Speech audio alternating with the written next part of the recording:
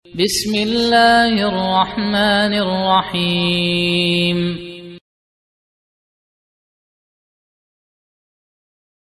إن الحمد لله نحمده ونستعينه ونستغفره ونعوذ بالله من شرور أنفسنا وسيئات أعمالنا من يهد الله فلا مضل له ومن يضلل فلا هادي له أشهد أن لا إله إلا الله وحده لا شريك له وأشهد أن محمدا عبده ورسوله صلى الله عليه وعلى آله وصحابته أجمعين ومن تبعهم بإحسان إلى يوم الدين أما بعد فإخواني في الدين وأخواتي في الله kaum muslimin wal muslimat yang saya cintai dan saya muliakan, rahimani wa rahimakumullah. Semoga Allah Azza wa Jalla senantiasa mencurahkan rahmatnya kepada kita sekalian.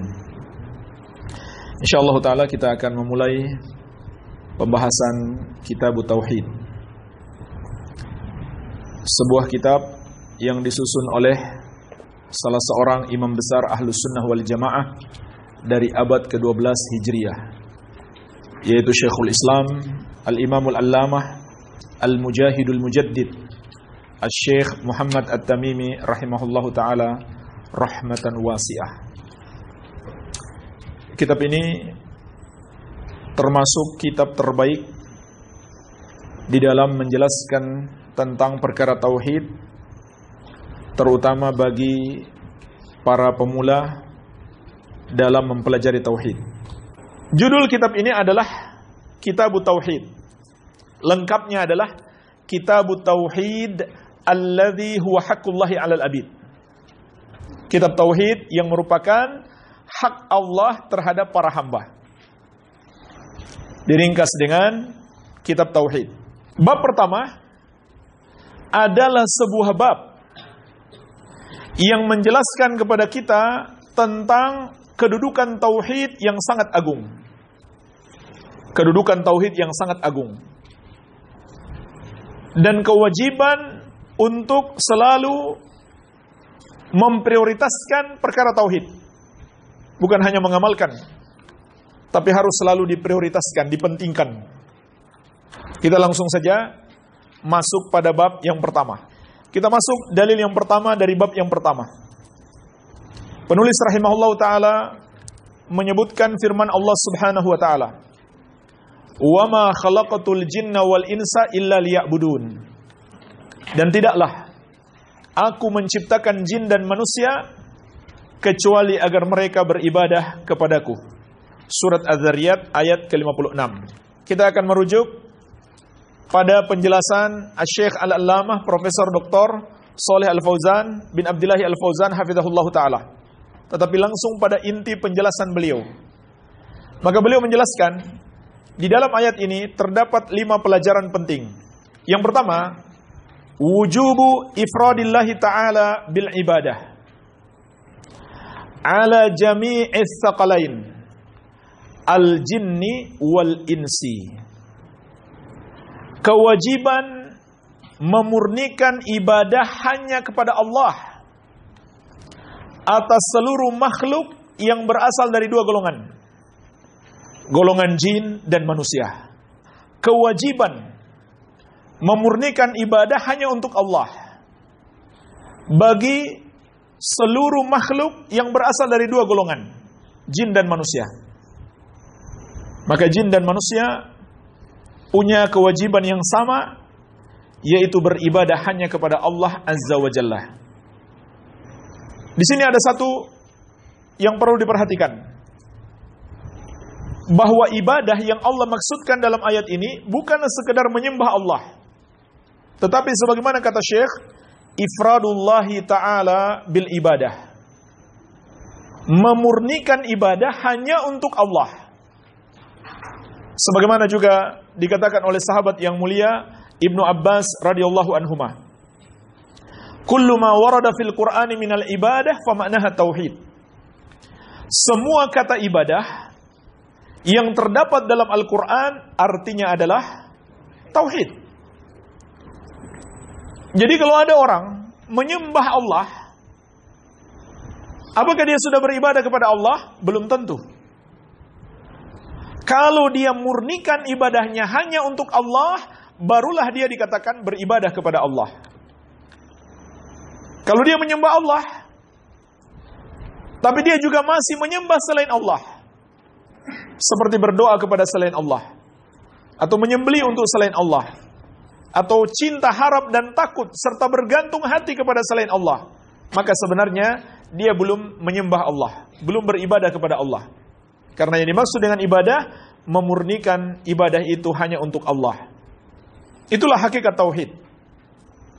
Bahkan, bukan hanya dia tidak boleh menyembah selain Allah, dia pun harus mengingkari dan menyalahkan semua peribadahan kepada selain Allah. Kalau dia belum menyalahkan semua peribadahan kepada selain Allah, pada hakikatnya dia belum beribadah kepada Allah. Kenapa? Dia belum mentauhidkan Allah Azza wa Jalla. Itulah sebabnya jemaah sekalian, kalimat la ilaha illallah adalah kalimat yang paling agung, zikir yang paling afdal, kunci keselamatan di dunia dan di akhirat. Karena di dalamnya terkandung kewajiban mentauhidkan Allah. Kalimat la ilaha illallah terdiri dari dua rukun. Rukun yang pertama disebut an-nafyu, penafikan, yang terkandung dalam la ilaha. Maknanya adalah pengingkaran terhadap semua sesembahan selain Allah. Dan rukun yang kedua adalah al-itsbat, penetapan, yang terkandung dalam kalimat illallah. Maknanya adalah penetapan keimanan hanya Allah yang berhak disembah. Oleh karena itu la ilaha illallah bermakna la ma'budah haqqun illallah. Tidak ada yang berhak disembah kecuali Allah. Pelajaran yang kedua, bayanul hikmah min khalqil jinni wal insi. Penjelasan hikmah dari penciptaan jin dan manusia. Hikmah yang dimaksudkan di sini adalah tujuan dan maksud mengapa jin dan manusia diciptakan, yaitu untuk mengamalkan kewajiban ini, kewajiban mentauhidkan Allah di dalam beribadah. Maka jemaah sekalian, ayat ini menjelaskan kepada kita mengapa kita ada di muka bumi ini, yaitu untuk beribadah kepada Allah. Maknanya memurnikan ibadah itu hanya untuk Allah dan mengingkari peribadahan kepada selain Allah. Oleh karena itu, pelajaran yang kedua ini tercabang darinya pelajaran penting yang lain. Apabila tujuan keberadaan kita di muka bumi ini untuk mentauhidkan Allah, kalau begitu, kewajiban kita yang terbesar adalah tauhid. Karena itu tujuan hidup kita. Sebaliknya, dosa yang terbesar, yang paling Allah murkai, adalah syirik. Karena itu akan menafikan tujuan kita diciptakan. Kemudian tercabang juga pelajaran yang lain, bahwasannya ilmu yang paling wajib, kalau begitu adalah ilmu tauhid. Karena itulah tujuan kita diciptakan. Begitu pula dakwah yang paling utama, dakwah kepada tauhid. Baik. Pelajaran yang ketiga, annal khaliqa huwa alladhi yastahiqul ibadah duna ghairihi mimman la yakhluq. Bahwasanya al-khaliq, sang pencipta, dialah yang berhak diibadahi, bukan selainnya yang tidak bisa mencipta. Kenapa Allah katakan kepada kita, dan tidaklah aku menciptakan jin dan manusia kecuali agar mereka beribadah kepadaku. Agar kita paham, yang berhak diibadahi adalah sang pencipta. Kenapa? Karena dia yang menciptakan kita dan menciptakan segala sesuatu untuk kita. Menciptakan rezeki bagi kita, menciptakan segala kenikmatan bagi kita, menciptakan semua kemanfaatan dan kemudaratan bagi kita. Hanyalah Allah, sang pencipta. Oleh karena itu, orang yang menyembah kepada selain Allah adalah makhluk-makhluk yang paling bodoh. Kenapa bodoh? Karena mereka menyembah sesuatu yang tidak bisa menciptakan apapun, tidak menciptakan mereka, tidak bisa menciptakan rezeki bagi mereka, atau kenikmatan sedikit pun bagi mereka. Tidak bisa menciptakan kemanfaatan, tidak bisa menciptakan bahaya untuk mereka. Makanya kata Syekh, fa fi hadza raddun ala ubbadil asnam wa ghairiha. Maka dalam ayat ini terdapat bantahan terhadap para penyembah patung atau berhala dan selainnya, apapun yang mereka sembah selain Allah. Maka ayat ini membantah mereka. Sungguh bodoh kalian menyembah yang tidak bisa menciptakan apapun. Apalagi kalau kita baca lanjutan ayat. Ini surat Az-Zariyat ayat ke-56. Baca ayat ke-57 dan 58. Apa kata Allah? Ma uridu minhum min rizqi wa ma uridu ayyut'imun. Innallaha huwar razzaq dzul quwwatil matin. Kata Allah, aku tidak menginginkan rezeki dari mereka, tidak pula agar mereka memberi aku makan. Sesungguhnya Allah dialah yang maha memberikan rezeki, pemilik kekuatan yang sangat kokoh. Jadi dalam 3 ayat ini, Az-Zariyat 56, 57, 58, Allah jelaskan kepada kita 4 sifatnya. Yang pertama, dialah sang pencipta. Yang kedua, dia maha kaya, maha cukup, tidak butuh sedikit pun kepada makhluk yang dia ciptakan.